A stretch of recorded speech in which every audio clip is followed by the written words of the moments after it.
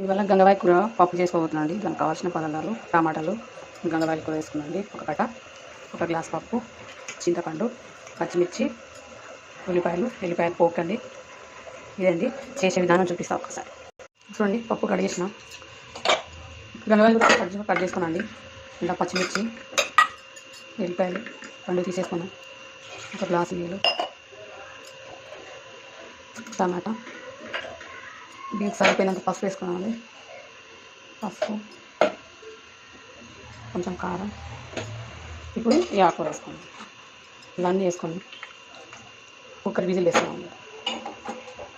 ఇలా ఉల్లిపాయలు కూడా వేసానండి. ఉల్లిపాయలు కొంచెం నూనె పోసి గాలి అది పొంగకుండా నూనె వేసుకుంటాం. చూడండి, స్టవ్ మీద పెట్టేసిన ఒక కొంచెం నూనె వేసుకొని మనం కుక్కర్కి మూత వేసుకున్నాం అన్నమాట. నూనె వేసుకుంటే పొంగదు అన్నమాట. ఇదే అండి సింపుల్గా గంగవాయి కూర పప్పు చేయడం.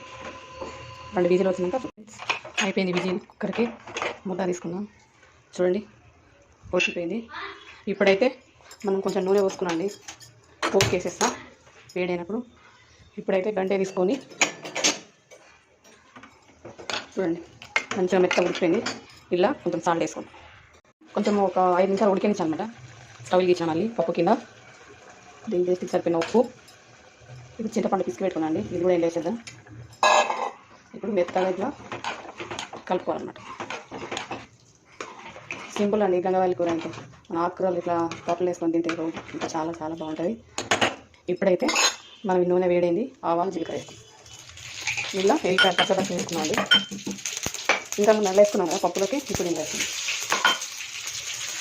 ఇప్పుడు ఈ పోపు కొంచెం ఎర్రగా అయినప్పుడు కరివేపాకు వేసుకున్నాం.